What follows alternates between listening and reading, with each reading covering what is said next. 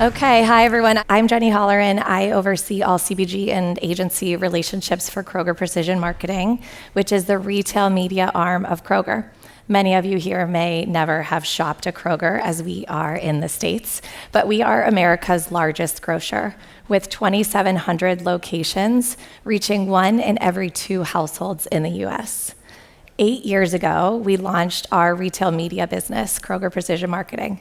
Like most companies in the US, we started with paid search, on-site advertising, off-site advertising, including CTV, social, and most recently, following the trends of the UK with digital in-store advertising.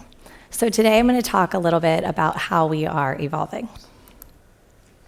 Okay, where do you go next when you are leading? So about 7 years ago, we started to get the itch of our retail media group. And we had to ask ourselves, are we a true brand partner? We heard a lot today. Rory specifically talked about chasing metrics. And if we are only chasing sales attribution, we are failing ourselves, we're failing our brands, and then ultimately, we're failing the customer. So this took a lot of introspect because, as Rory mentioned, we have a lot of people we're answering to. What is that sales attribution? What is that performance? But are we truly a brand partner if that's all that we are looking at? Sad face here. So most retail media networks, you will hear us all say, guilty of it myself, we build full funnel solutions. I can take you all the way from awareness, all the way through to conversion, making that purchase. I can do everything for you. But the reality is that brand questions are much more complex than that. Oh, I want to launch a new product, but not cannibalize my current products. Is that awareness? Is that conversion? Is it both? How are we truly answering those brand questions through retail media and being a true brand partner? What about my market share? Am I losing market share? Am I gaining market share? If I'm losing it, where is it going and why? So this is where we had to really look and say, how can we, as Kroger, help become a better brand partner? So in February, we looked within our own organization, and instead of just being a retail media company, we also combined with our insights group and our loyalty marketing group. And I know you may be thinking, insights, obviously, retail media is based on data. Isn't that very simple? We're all talking about first-party data. I just told you we can reach 62 million households. Like, we're built on that. But that's not insights. That's not answering the questions. So an example of this could be a carbonated soft drink is launching a new flavor. I now have the ability to do consumer research with known shoppers of carbonated soft drinks or other categories to say, if I launch this mango flavor, will you stop purchasing my current brand? If yes, that's a problem. No one's gonna like that if you're cannibalizing your own product. Or will it be an incremental purchase to that brand? With these insights, I can now develop a more cohesive strategy to go to this brand, show them how to launch, completely keep away from their current customers, or make sure it's driving incremental purchase. Then the beauty, we all love measurement. Bianca, you know I'm like a huge fan of all of your insights. Then we can take that and say, what happened 6 months later? Where are your customers coming from? Is it your own brand? Are they new to the category? Are you stealing from your competition? Then that helps you continue to evolve as a brand. And that's not just based on sales attribution. That is giving you information to continue to build your entire portfolio. So we have learned 3 things through this transformation. One is going from chasing metrics to chasing clues. We have to be curious. Brands are trying to build that story. Let the retailers be the detectives. Let us have that data to help you chase those clues. I'm going to give you a real quick example of what we did with Barilla. Barilla is a great customer of ours. They have a Protein Plus product that they launched several years ago. And what they realized is they were starting to lose their customer base. This was before the GLP-1 of it all. This is before literally every product had protein. But they were starting to lose that base, and they didn't understand why. So we were able to give them access to data. We have a collaborative cloud solution that allows their data scientists to build models on top of our data.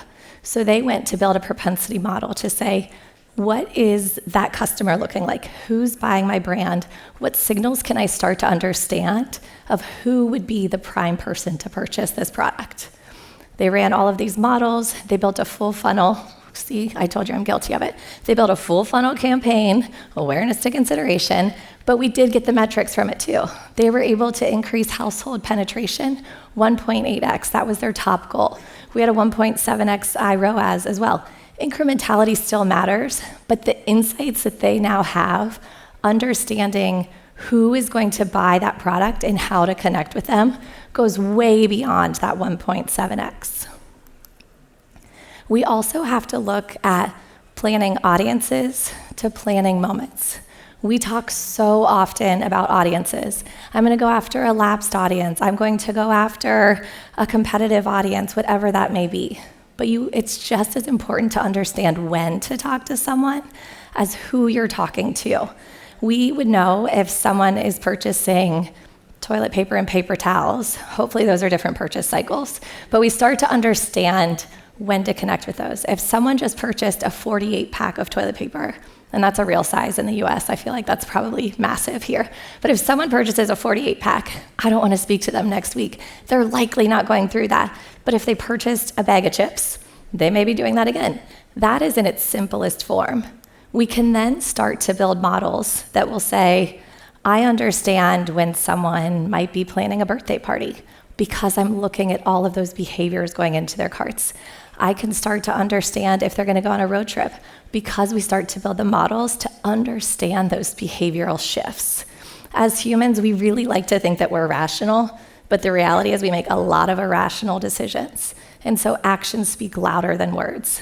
And as retailers, we see actions, millions of actions every single day that are driving this information forward to build brands.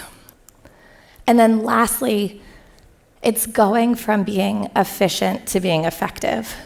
We cannot just chase easy clicks. If you're chasing easy clicks, you're getting into a cycle of retargeting, and then your audience is getting narrower and narrower and narrower because we are all addicted to that quick meth, right? We want that quick hit.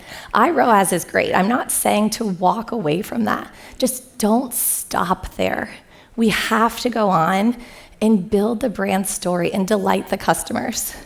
Here's one last example. Michelle, I'm sorry, it's with Mondelez, but we did a great campaign with Mondelez in the States where we turned crosswalks into Oreos. How do you turn everyday life into a product? So as you would walk into a Kroger store, you would start to see this Oreo execution.